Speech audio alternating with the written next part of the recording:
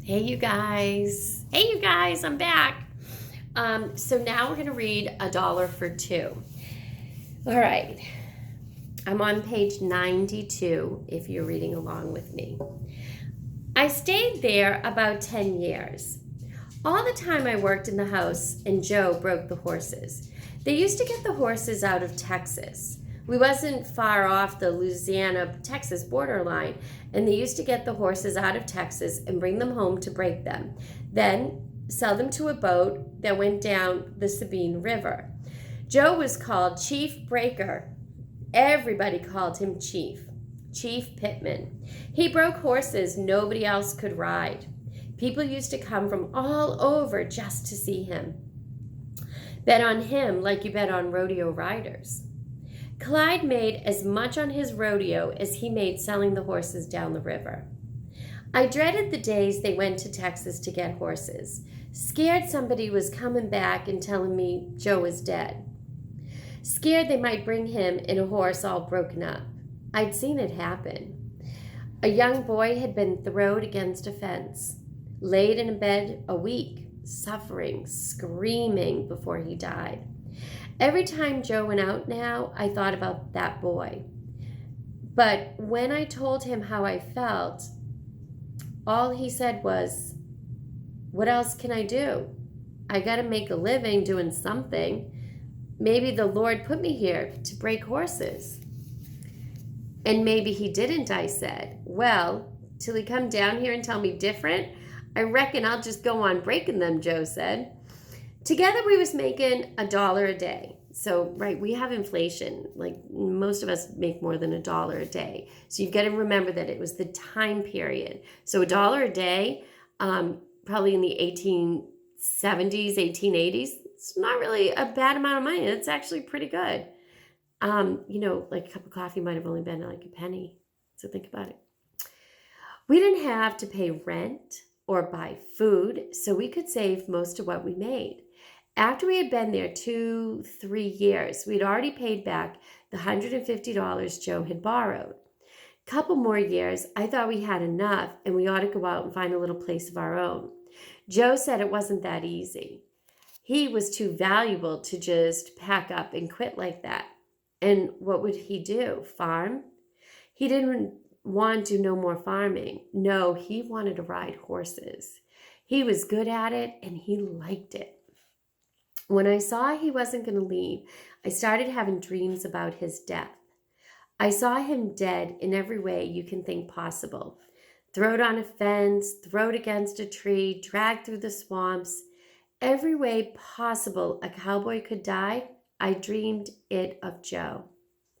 Then one dream started coming back over and over, the one where he was thrown against a fence. When I told it to him, he said, "No, little mama, man come here to die, didn't he? That's the contract he signed when he was born. I hereby decree that one of these days I'm going to lay down these old bones. Now, all he can do while he's here is do something and do that good. The best thing I can do in this world is ride horses. Maybe I can be a better farmer, but the way things is, a colored man just can't get out there and start farming anytime he want. He's going to have to take orders from some white man. Breaking horses, I don't take orders from a soul on earth. That's why they calls me Chief. Maybe one day one of them will come along and get me. Maybe I'll get too old and just have to step back. Maybe some little young buck will come along and take over Chief from me, and I won't have to ride the terrible ones no more. But till that day get here, I gotta keep going." That's what life's about, doing it good as you can. When the time comes for them to lay you down in that long black hole, they can say one thing: he did it good as he could. That's the best thing you can say for a man. Horsebreaker or yard sweeper, let them say the poor boy did it as good as he could. Every time he left the house, I thought that was the last time I was ever going to see him alive. Then a month or two later, they would show up with another drove. These was the good times, When the men came riding back, everybody was happy, the white and the black. The men would put the horses in the corral a few days, and then after the men had rested up, after the word was out, they had new horses on the place, then they would go out and break them. The corral was between the house and the quarters, and I could see them riding the horses from the yard, or from one of the windows at the house. 7 or 8 years after we'd been living there, it happened.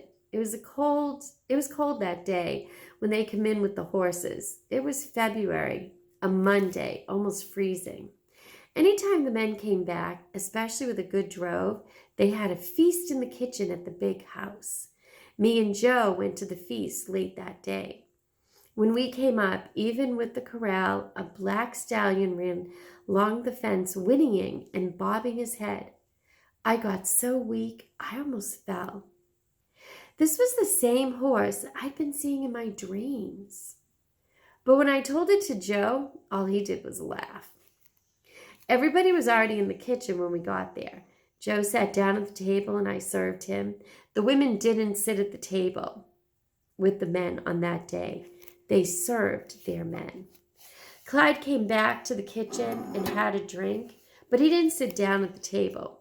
While he was back there, Joe told him what I had said about the horse, and everybody bust out laughing.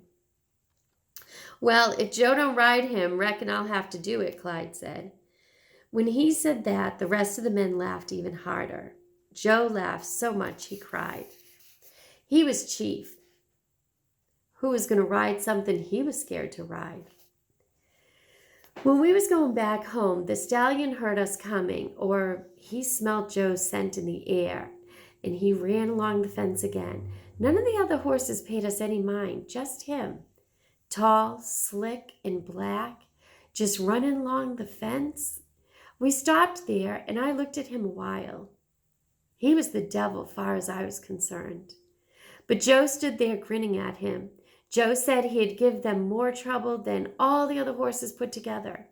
He was stronger and faster than any horse he had ever seen, run for days and wouldn't get tired, leap over a canal that a regular horse wouldn't even try. After they had been after him about a week, some of the men started saying he was a ghost, maybe even a haint. Clyde said he wasn't either. He was a horse. They was going to catch him and take him home. They trailed him a week, night, and day. They saw him here. They saw him over there, sometimes right on them, other times far away. But they cornered him in the mountains. Joe said after they had caught him, every last man there looked hurt. Hurt because the chase was over.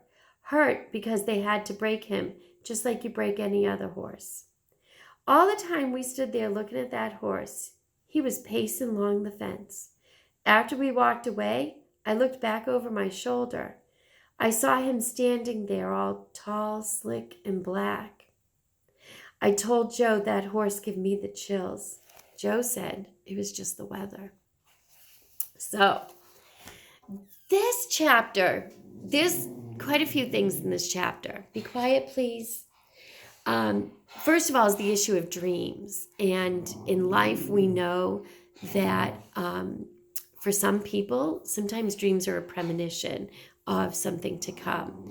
Sometimes, and I think a lot of this comes from like Freud's theories. Sometimes like when I have dreams that I remember, I try to work through and figure out what do they mean. And so there's a lot out there about dream interpretation.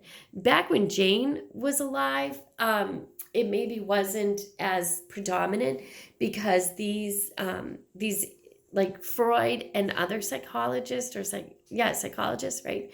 These thinkers of the mind, they were just coming out around this time. So, she wouldn't have had a professional person be able to do a dream interpretation. In the religious world, in the Old Testament, is the story about Joseph and his amazing coat, right? And there's been a musical on it. And Joseph could decipher dreams.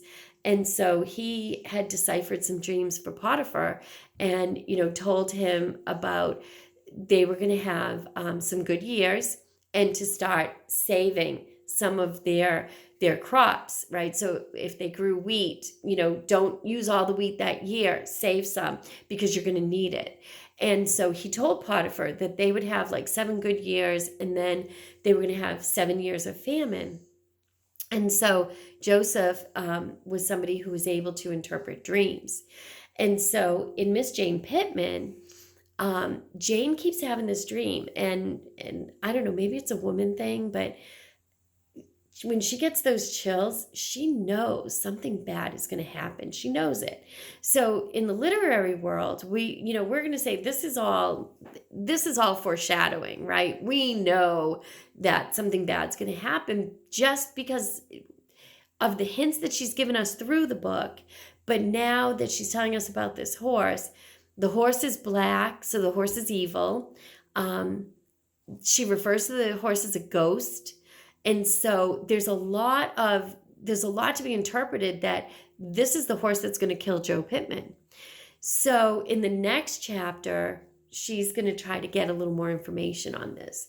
But you could write about maybe a time that you had a dream that scared you. Maybe you had a dream that came to fruition. Maybe you had a dream, I don't know, of something and it happens. Maybe you know about dream interpretation, but those are good things that you can talk about. You could also journal about the relationship between Joe and Jane. I think they have a really good relationship. I don't know if it's Joe being a man. We have a lot of equal rights today. But traditionally, men took care of the family. They were the head of the household. They took care of the wife. They took care of the children. So they're always there to reassure us, right? So like those of you in my honors class, when we read The Grapes of Wrath, which like now you're kind of seeing why we read that book, right? Because what's happening right now, right?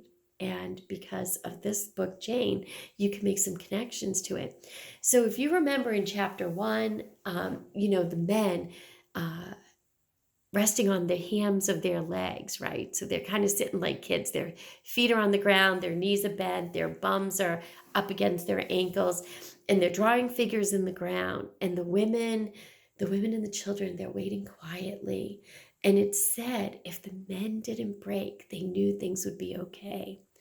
And so you can compare this chapter to chapter 1 in Grapes of Wrath because he laughs at her, but he's not really laughing at her like you're an idiot. He's laughing at her like, I'm going to be just fine. Don't you worry. I'm here to take care of you. I'm here to take care of those girls. Nothing's going to happen to me. And so that's really what he's doing. And so even when he shares with the guys in the kitchen about what Jane's afraid of, it's almost a way of kind of sharing maybe that he's a little nervous, but definitely sharing like, I'm taking care of my little woman here and she's all worried, but things are going to be fine. And so you can journal about that. I don't think that there was really any vocab in here that we need to really worry about. If there is a word that you didn't know, you can put it in the comments and then I can come back and let you know what that word means. So why don't you go write your journal entry and I'll see you back here for Man's Way. We're going to get a lot of answers now.